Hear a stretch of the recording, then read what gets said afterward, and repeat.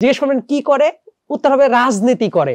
এই কাজটা যারাই করে মনে রাখতে হবে তারা অবধারিতভাবে ধান্দাবাজি করে। রাজনৈতিক দল গঠন করতে পারবে না, এই চিন্তাই তো স্বৈরাচারী চিন্তা। তবে কথাটা হলো যে রাজনৈতিক দলই গঠন করা হোক না কেন, যেভাবেই আগাক না কেন, এটা যাতে দেশের স্বার্থে হয়। রাজনীতি কি আসলে পেশা? রাজনীতি পেশা হওয়া উচিত না, এই ব্যাপারটা খুব গুরুত্বপূর্ণ। দেখবেন বাংলাদেশে বহু মানুষ আছে, জিজ্ঞেস করবেন কি করে, উত্তর হবে রাজনীতি করে। এই কাজটা যারাই করে মনে রাখতে হবে তারা অবধারিতভাবে ধান্দাবাজি করে।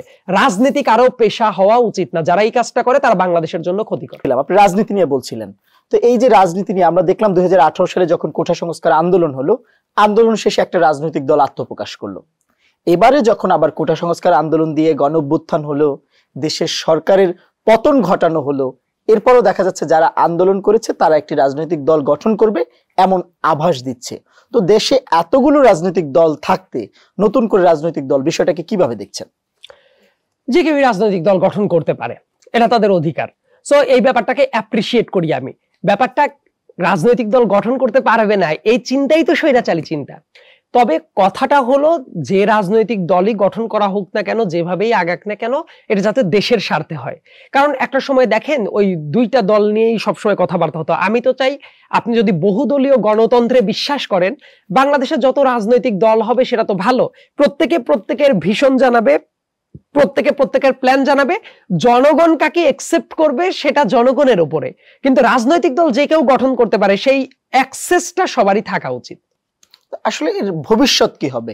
বাংলাদেশে তো বড় দল বলতে গেলে এখন আপনি অনেকগুলো রয়েছে, সেই জায়গায় নতুন দলগুলো কতটা সামনের দিকে এগিয়ে আসতে পারবে?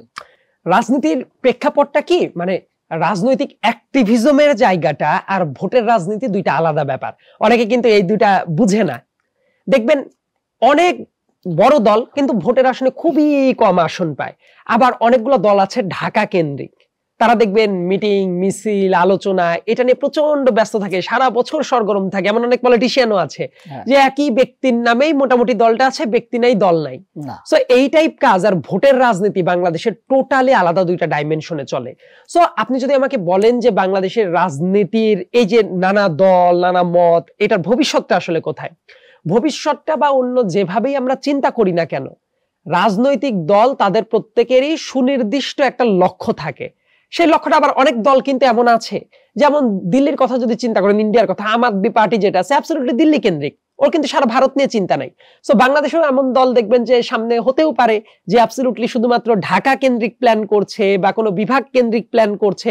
ছোট ছোট দল যদি উঠে আসে এটা কিন্তু গণতন্ত্রের জন্যই ভালো। তবে আপনি শুধু হাইপে পড়ে কোনো লক্ষ্য নাই, কোনো কিছু নাই, জাস্ট একটা দল গঠন করবেন, কিছু একটা করলেন, এই বন্দোবস্তটা খারাপ। আমার কথা, বাংলাদেশে এখন ওই অ্যাপেটাইটটা আছে নতুন রাজনীতিটাকে গ্রো করার বা রাজনৈতিক সেটেলমেন্ট যেটা আছে এটা ভেঙে চুরে রিভাইজ করার, কিন্তু এইটা করতে গেলে কিছু একটা করতে হবে, জন্যই করে ফেললেন, এতে না সাস্টেনেবিলিটি থাকে না। আলোচনায় থাকার জন্য তো অনেকে রাজনৈতিক দল করে, অনেকেই করে। আমি এই ব্যাপারটা ব্যক্তিগতভাবে পছন্দ করি না, কেউ করতেই পারে, কিন্তু আমার কাছে মনে হয় কোনো কাজ করলে একদম পারফেক্ট মিশন এন্ড ভিশন নিয়ে আসা উচিত, যাতে দীর্ঘমেয়াদী একটা সার্ভিস দেওয়ার তাদের জেনুইন ইন্টেনশনটা থাকে।